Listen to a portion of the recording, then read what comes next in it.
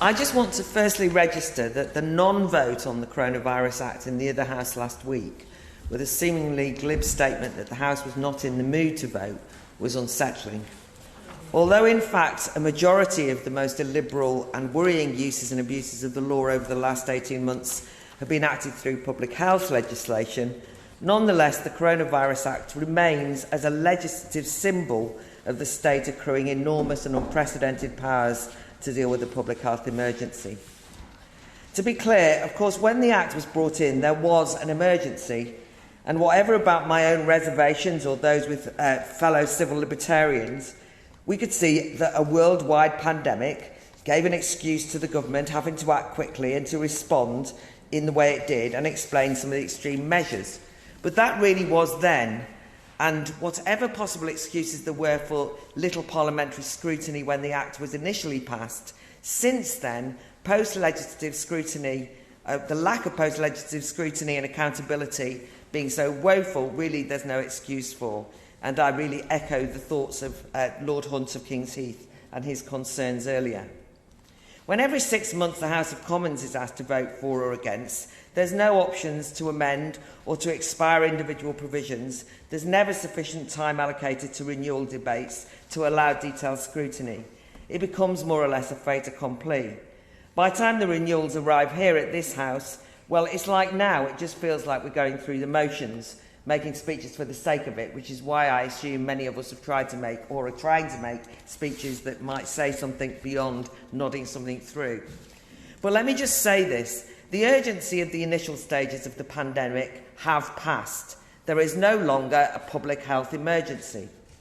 Of course, COVID is still a serious challenge and needs to be managed carefully. I don't underestimate it. A family member sadly died of COVID only recently. However, the crisis stage of the pandemic has passed, and this legislation is just not needed.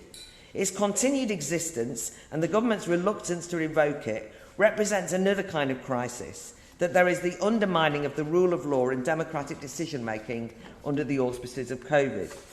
And it really does feel as though the ministers have grown rather too accustomed to the COVID-related ease with which laws can be made when the government has enhanced legislative control and seem reluctant to relinquish newly accrued powers. To quote Big Brother Watch, quote, "The emergency mode and its perks, rapid lawmaking without scrutiny and a ratcheting of executive powers has persisted." Perhaps most galling for me is that the government seem reluctant to provide impact assessment statements for legislation, which means that Parliament has often not had the necessary information it needs to properly scrutinise measures which have profound social, economic and health impacts, let alone assaults on our liberties. And this lack of transparency also blindsides public debate. Too often citizens are left to speculate as to why certain laws are being introduced when there seems so little evidence of their efficacy. And undoubtedly this has fuelled conspiracy mongering and undermines trust in politics and institutions. Look at the egregious way that proposals to mandate vaccines for care home workers was dealt with. A rushed 90-minute debate in the other place, a cavalier use of secondary legislation to interfere in workers' hard-won employment rights that's likely to create a huge staff shortage crisis in care homes, and all in the face of a wide range of opponents pointing out the shortcomings of the proposals. And I'm thinking here of everyone from trade unions to Tory backbench members, MPs agreeing, and that in spite of a lack of evidence that this policy will lead to any extra protection for vulnerable residents as alleged. Now the government are doubling down and targeting NHS staff. Just when we're told that one reason why the government might bring in further restrictions if necessary is if the NHS can't cope this winter, the Department of Health and Social Care has the brilliant idea of implementing a policy that will mean effectively sacking thousands of frontline health workers, creating a staff shortage crisis that could have, guess what, catastrophic implications for healthcare and make matters worse. Here's my great dilemma for the Minister. We have all, or almost all, welcomed the shift from legal restrictions to public health guidelines and trusting the public to take personal responsibility for weighing up risks. And that was, and is, it seemed to me, to be the message from the Prime Minister and the Cabinet. Well, that's what I thought. So it's unfortunate that despite assurances and even promises that 19th of July was the terminus date and that pledges that we heard that relaxing restrictions would be irreversible, despite the good news of extremely high vaccine take-up and levels of antibodies and evidence, as we've heard, of actually the virus being under control, ministers keep threatening the public with really quite draconian measures again. And it's totally demoralising and disorientating. What we really need to hear from the Minister today is that the government will no longer use the criminal law to manage public health. But instead, what we have is another attack on freedoms hanging over us in the form of vaccine passports. Despite a range of U-turns and contradictory ministerial public pronouncements on vaccine passes, despite the findings of the Public Administration and Constitutional Affairs Committee that COVID passes have, quote, no basis in science or logic, despite leaked but not publicly available cost-benefit analysis from the DCMS that passes will decimate so much of the hospitality, arts and sports event venues, which I read about in the newspaper rather than anything produced by ministers, despite the fact that the Prime Minister inadvertently admitted that immunity from vaccination is not the same as a guarantee that you can't contract the virus or pass it on, hence rendering vaccine passes as irrelevant in containing the social spread of the virus, as well explained by Lord Scriven, despite the fact that the London School of Hygiene and Tropical Medicine Vaccine Confidence Project has found that the introduction of vaccine passports will most likely reduce vaccine take-up amongst the already hesitant and will more likely consolidate a loss of trust in pharmacological interventions in general, as well as in political institutions. Despite all this, we still hear the misinformation from the government that vaccine passports as a policy will protect others. They just won't. And where is the opportunity for Parliament, never mind the public, to debate all of this fully without fear of being demonised or silenced by big tech, to discuss fully the implications of an illiberal, divisive, show your papers culture?